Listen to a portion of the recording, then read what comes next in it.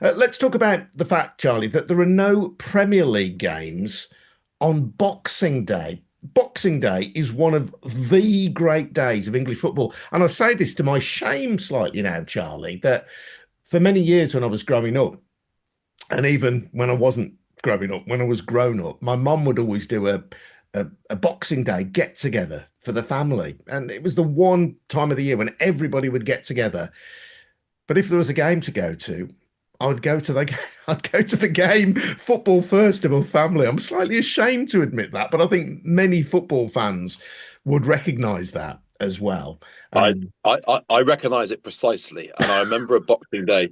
I come from a big farming family, and you have big get-togethers around that time of the year. And I remember very precisely a Boxing Day feast at my grandparents', which me and my cousin gobbled down our baked gammon and bolted out the door to get the one bus that was available to take us to the Manor Ground in time for a game against Millwall on a freezing Boxing Day. And I think it's like even more to our shame, we probably spent most of Christmas Day thinking about it as well. Um, so, yeah, um, such is the it's tradition, and the Premier League have said that the reason that there is only one Boxing Day match this year, which is Manchester United against Newcastle United, is because of the extended involvement of clubs in European competition. Does that ring true to you? I think it's the coming together of lots of different things, and then a question of prioritization. So having additional European fixtures for almost half of the Premier League, of course, does make a difference over the course of the entire season, right? Secondly, I don't know if you remember, but there was a deal done when the agreement was done when they got rid of FA Cup replays. The agreement was done that they would restore the FA Cup to being a weekend competition. The reason why the FA did that dirty deal is because their own TV revenues are disproportionately benefited by the FA Cup being on weekends, right? So when they come to sell the rights packages for the FA Cup, they get more money for their games if they are weekend games than if they're on a Tuesday night. So you can see what's happened here, where a sort of mixture of more European fixtures midweek, the FA Cup games being taken out of midweek and all put back onto weekends as they should have been in the first place, has combined to create a squeeze. Now, the third bit, which is something which is perhaps a little bit more admirable, even if against tradition, is sort of the beginnings of draft agreements with the PFA about rest times in between games. So I think the recommendation that FIFA have made with FIFA Pro is that there should be 72 hours between games. I think the outline between the Premier League and the PFA was 60 hours, right? You and I had this discussion the other day. 60 Hmm. hours effectively is just under 3 days, right? Now, if you go back to our childhood or even quite recent past, or actually in the case of the Football League, even now pretty much, during that Christmas period of six days, you might very well play three matches in 6 or 7 days, which clearly would be in contravention of the 60-hour rest and recovery rule. So now, my last point on this is to go back to the original reason why so many games are played around Christmas and New Year. It's a commercial reason fundamentally, which is a time of year when you're going to get bigger gates, right? So for the Football League clubs who tend outside of the upper reaches of the championship not to operate at full capacity within their stadiums, I would know that from running Football League clubs for most of the last 10 years, let's say that you're operating a stadium like Charlton's with a 27,000 capacity, you might expect on a normal weekend in League One, as they were last season, to do, let's say, 15 or 16,000. And then on Boxing Day, you might expect to do 20,000. So that extra 3 or 4 thousand makes a huge, huge difference. Now, the Premier League, of course, don't have that because they're operating at 99.5% capacity for all matches. Doesn't matter what time of the week, doesn't matter what time of year, etc., etc. So there's no commercial imperative for them to cram in fixtures between Christmas and New Year, number one. Number two, the players' unions and the Premier League have been getting together saying that the bigger gaps between games, broadly speaking, you and I agree with, right? Number three, they've restored the FA Cup to weekends and they have more midweeks taken up by UEFA games. So all of these things together have conspired to change the nature of the calendar a bit. And in this particular case, and I think there's also in this year, because Boxing Day is on a Friday, just before a Saturday, they are going to play a full card on the Saturday, right? So I sort of get it. I sort of understand it. I think it's sad because I'm a traditionalist and I like things to be, unless there's a good reason to change things, I like things to be the way in which things always have been.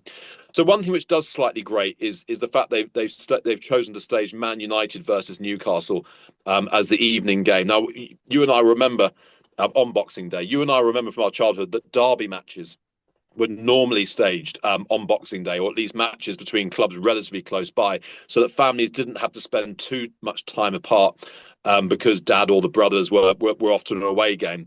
It just sort of feels to me, knowing how difficult it is to get from Newcastle to Manchester, I've had to make that journey a number of times myself, it's an absolute nightmare, even during normal times, let alone during with holiday train schedules and all that type of stuff. But they could have chosen a match which was a little bit more contiguous, so that the away fans who were asked to be somewhere at 8 o'clock on Boxing Day were able to get back home reasonably easily afterwards. Coming back to the thing that you said about Saturdays, though, Charlie, I wonder if that's really the main reason then, that it's financially beneficial, because there are no European games in the 3 or 4 days before Christmas.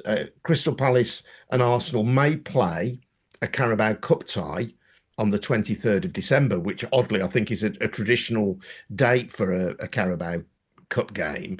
But none of those European games are being played just before Christmas. So I just don't see how that is a valid reason. It sounds to me more like your argument that it's more financially beneficial for them to play on a Saturday is the real reason. Well, I don't think it is more financially beneficial for Premier League clubs to play on a Saturday, because Premier League games are fully sold out whenever they are on. I don't think it's that.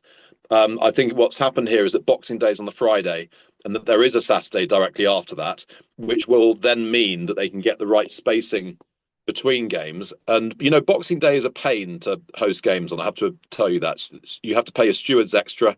Tends to be difficult to get some staff in the catering areas and all this type of stuff. So it may just be that overall they've sort of felt, well, what's the upside in us keeping that tradition going when we've got all these other demands on our time and demands on this time going? It just feels to me like one of those things where keeping Boxing Day football at that level going is lower on the priority list than about 4 other things that they're trying Yeah, to well, sort of I mean, keep. I think they have said that next season it will be restored, and because of course Boxing Day, I presume, will be on a Saturday, so it makes it easy for them. But just one of those things, I suppose, that the kind of the slow erosion, though, of traditions in football. I know a lot of games now outside of the Premier League are 12:30 kickoffs. That Yeah, I disrupts don't like that. that I dis don't like that at all. No, for I many really don't fans, like it. myself included, that disrupts the match day routine, which involves meeting with mates in the pub. I realise not everybody goes to the pub, and that's not essential for everybody to enjoy a Saturday afternoon at the football, but it is part of the culture and part of the tradition of English football. So you reduce that by these 12:30 kickoffs, or by these 8 p.m. kickoffs on a Saturday. You get rid of Boxing Day. And increasingly, this sense that football is woven into the fabric of our everyday lives, that it's part of a routine and a communal thing with which we all participate. That's all eroded bit by bit by these changes. Yes, I do agree with that. Now, when it comes to Premier League, we're talking about something which has flown off up into the stratosphere, right? And I just think that Premier League fans have to accept that in return for watching the greatest football in the world, which I believe it is, that they're making compensations here and there for the privilege of doing that. I do get a little bit worried about the Football League doing some of this stuff, because we're in a much more tenuous situation in the Football League, where our grounds aren't always full to capacity, where the quality of what we're watching is more up and down. It's not always the very best. Sometimes the quality of the facilities aren't all that good. So you kind of need everything you've got going for you.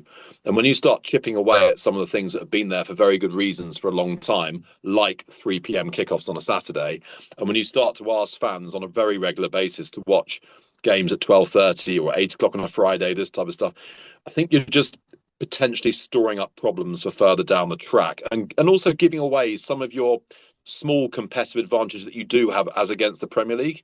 because I think, when it comes to attracting young supporters and families who want to come with their young kids, the fact that games are generally, or should be generally, at 3 p.m. on a Saturday is part of what might make the difference between, let's say, in South London, a family deciding to become a Charlton family compared to a Palace family, for instance, let's just say, for sake of argument. So I think you should be a little bit careful in the ever sort of, the never-ending quest for TV money. Just be careful about the baby in the bathwater. Just be a little bit careful about what you're giving away and what the long-term implications of that are. At some point, it might be worth taking a bit less TV revenue to safeguard the product.